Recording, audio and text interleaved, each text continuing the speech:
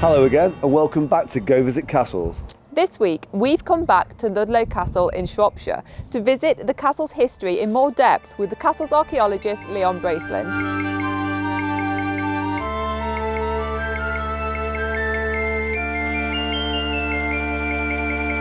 So we're back here at Ludlow Castle to do some further filming. There were so many features, we couldn't fit them all in last time and have a proper explore around. So we're lucky enough today, we've got again Ludlow Castle's resident archaeologist Leon. So Leon's going to give us a really good tour around and show us some bits and pieces that we didn't get a chance to see last time. So welcome again, Leon. What have we got here?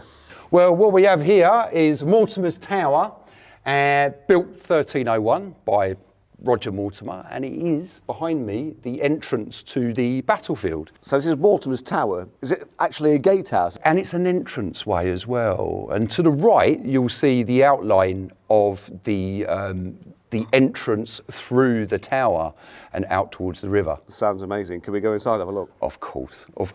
Follow me. Wow, look at it in here. I absolutely love gatehouses.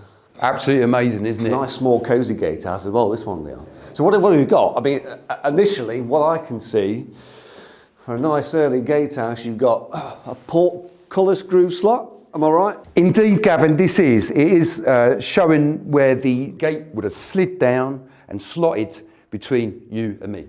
We've got a nice little convenient murder hole at the front of the portcullis. You have a little murder hole there, another deterrent to stop you getting in, getting out, and all kinds of nastiness would have been flung down there. And you can see the entrance here, as you say, that's been filled in.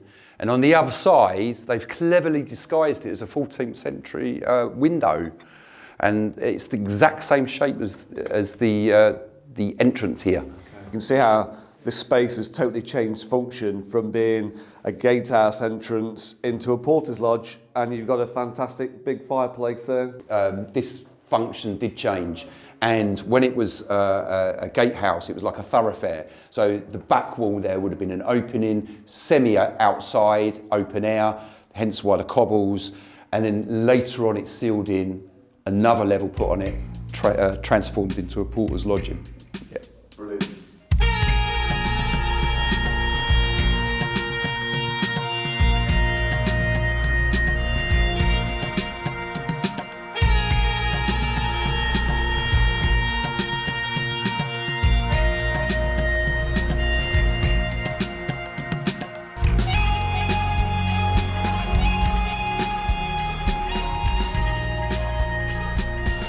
And here we are around the other side of the castle, on the midden side, and here we have the other side of Mortimer's Tower, and the entranceway, cleverly disguised as a 14th century window. There would have been a wooden rampart sweeping down here, leading the men into battle down by the River Teme.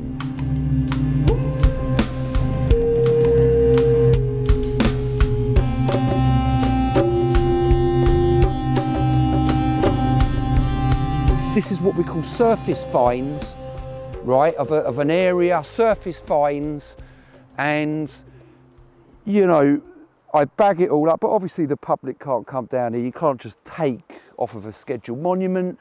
All this, anything that's found is usually bagged, tagged, recorded, we clean it, and then we observe. But the sheer amount of data that we're getting of medieval pottery is just unreal.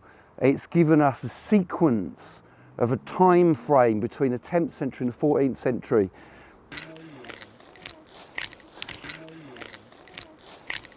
So there's just an array of discarded food. I suppose it's medieval recycling, really. And also in the medieval, they didn't know nothing but organic, you know.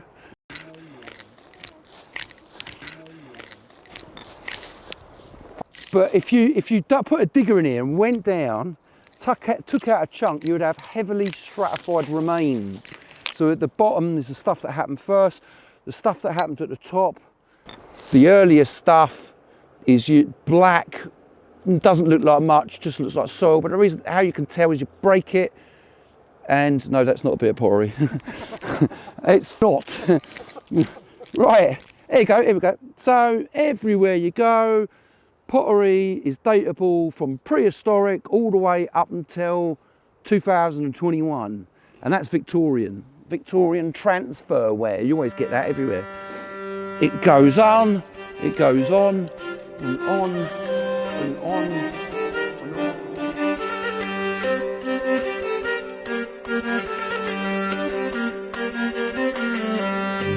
So we're here in St Peter's Chapel at Ludlow Castle. It's in the outer bailey of the castle.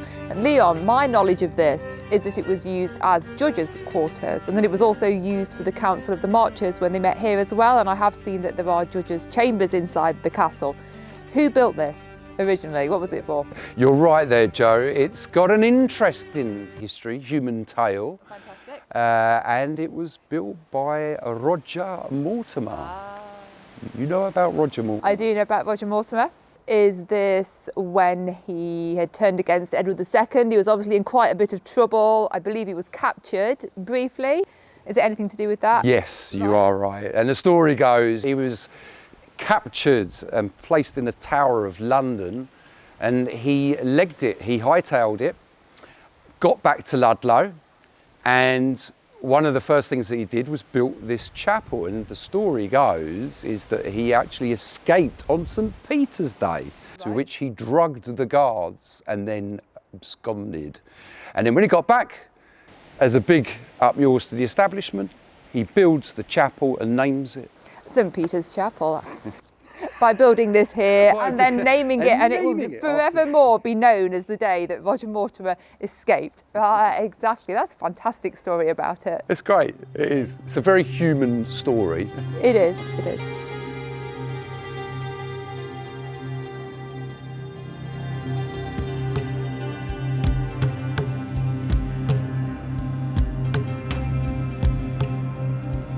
We always associate everything with life, birth, death. That is about 27 odd metres. You're going to have layer upon layer of all kinds of stuff. At the beginning you'll get coins, then underneath that you'll get sort of like Victorian, then Georgian.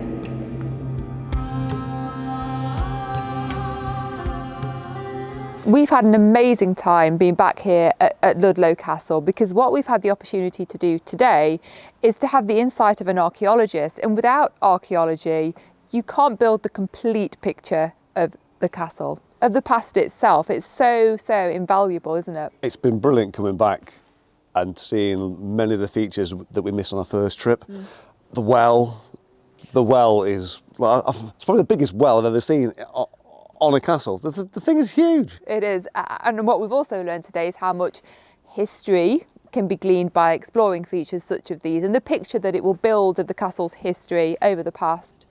We've had a very good time with Leon as well. He's showing us all these different features, and he's a wealth of knowledge. He knows absolutely everything. He has been fantastic. We're incredibly grateful for his time here today, and we really hope that you've enjoyed a bit of a different look at the castle. It's not something we often have the opportunity to do, so it's been fantastic to take that today, hasn't it? So I think you maybe look forward to some more adventures in Ludlow Castle with maybe some archaeology in the future. That would be fantastic. We'll wait and see. That was. So let us know what you thought of this. If you'd enjoyed it, don't forget to like and subscribe. We'll see you next time on Go Visit Castle. See you next time. Bye.